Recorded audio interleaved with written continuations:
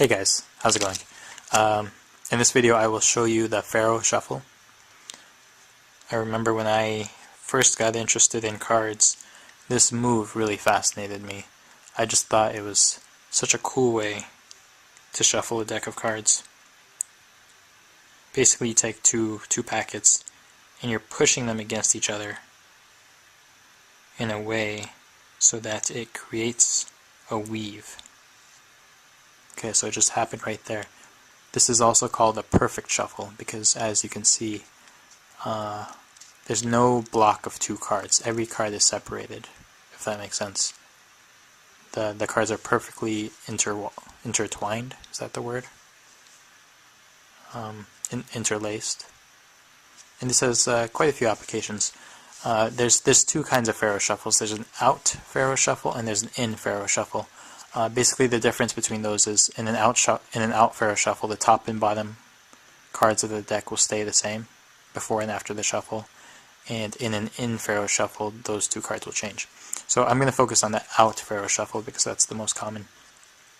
So the first step to doing the shuffle is, actually one interesting thing I should tell you about is if you do 8 out Faro shuffles in a row, the deck will end up in the order that it was in before the first shuffle. Yeah, it's not something I would ever use, but it is kind of an interesting thing. So to do the shuffle, start with the deck in kind of an elevated left-hand grip. I have my 2 fingers on the right-hand side, first finger here, thumb here, and I use my pinky. It kind of just rests on the bottom right there. My right hand comes over, a lot like it would in a Hindu shuffle. It breaks off the cards in this way. So thumb on the left side, 2 fingers on the right side, and my first finger on top. Now, what you need to do is cut off exactly 26 cards. This isn't exactly easy, but it's probably not as hard as you would think.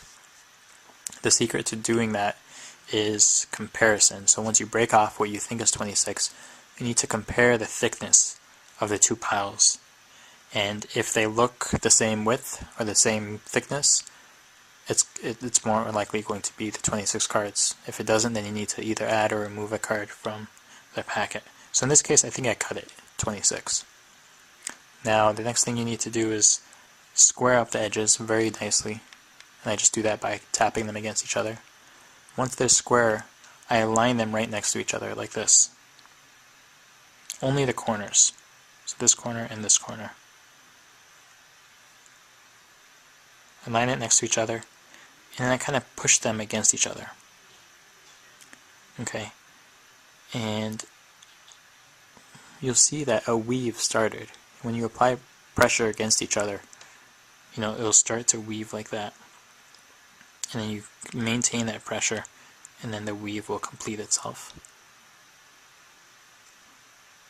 Okay, so basically if you start the weave properly, the rest of the weave should be super simple. It's just the start of the Faro shuffle that gives people trouble. One piece of advice I can give you is, well, first of all, make sure that the cards are very nicely squared. That will definitely help a lot.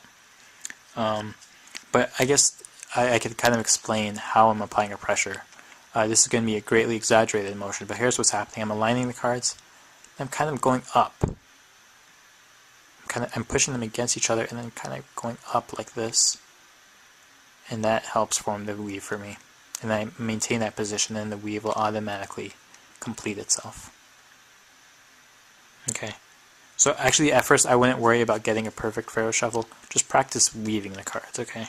So push against each other, then go up, kind of like I was saying. One other thing that helps is once the cards have initially interlaced, what you can do is kind of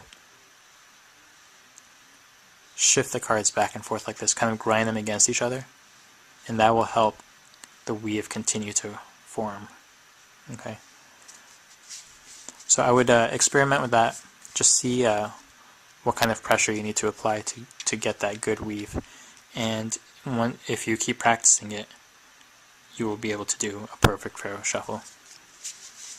Okay, I hope that helps. Bye.